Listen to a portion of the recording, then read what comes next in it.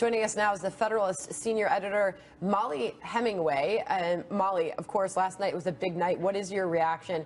And also to what Dagan just revealed about the voters. Right. Well, Donald Trump has no opponents, so you expect him to have a good night, and he certainly did in West Virginia. There were places where he got nearly 90% of the vote, much better than what happened in Nebraska, where 40% still voted against him. But one of the most interesting exit polls out of West Virginia showed that Democrats are going to vote for Donald Trump over Hillary Clinton. Bernie Sanders voters told pollsters they would vote for Donald Trump over Hillary Clinton. So that shows again that Donald Trump has appeal with independents and Democrats, and that's going to help him in the general. Okay, so Mollie, we're looking at a real scenario where that is happening, because I go back to, again, I think it was Charlie Hurt with whom I spoke, who said that, look, this is not a reality, where if they're not going to vote for Hillary, they're going to go Republican and vote for Donald Trump. He called it a Republican fantasy. You're saying this is a real thing?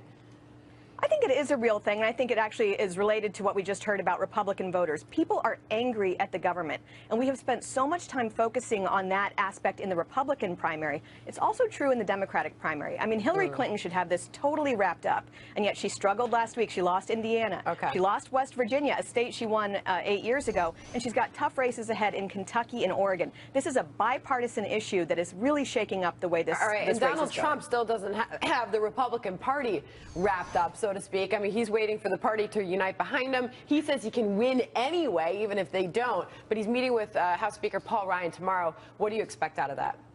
Well, I think this was a really savvy move on the part of Paul Ryan, who represents a pretty big swath of Republican voters who haven't been very happy with the way Donald Trump is running to the left of Hillary Clinton in some cases. And so it was kind of a win-win for Ryan. He either gets Donald Trump to start sounding a bit more conservative, or he has clearly shown that he is different from Donald Trump, and he will fight him where necessary. But he put it in such a modest way. He said, I want to support Donald Trump. I want to get behind him. And the base of the party does want to. They want to beat Hillary Clinton. But Mollie, do you think that anything's assurance. actually going to get done, or do you think he's just meeting with him because he kind of has to, because it'll look good?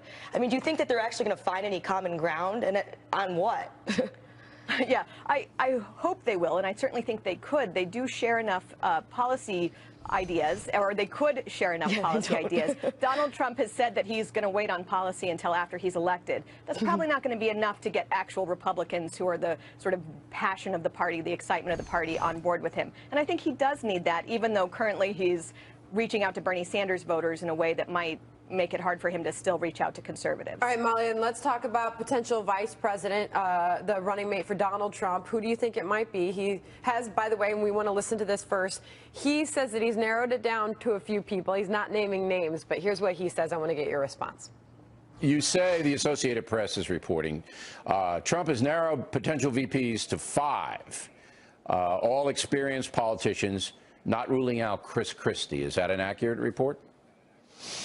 Well, I like Chris a lot. I'm not going to say ruling in or out. I would say that I have in mind 5 different people. I think they're excellent. I'll announce whoever it will be at the convention.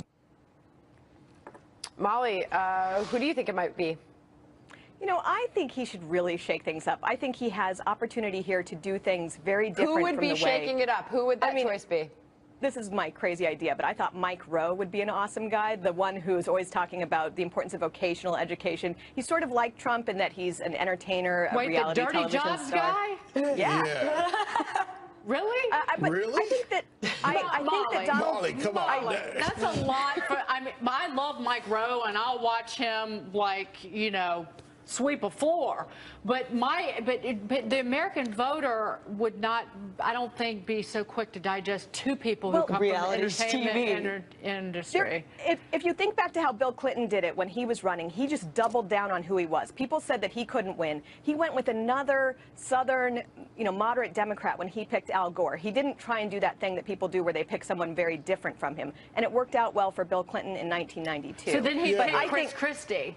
Then he would pick another kind of vocal. A governor. I'm being my Southern self. He would pick another vocal Northeastern dude.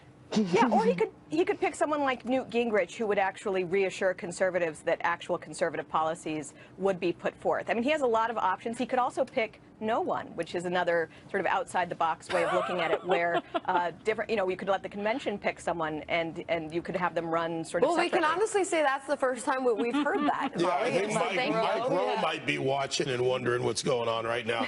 But Mollie, when you look at where the political play plays out in this country, you have the fights, you have the differences. Unity's part of what happens after you have a presumptive nominee. People start coalescing around, okay, we have more in common.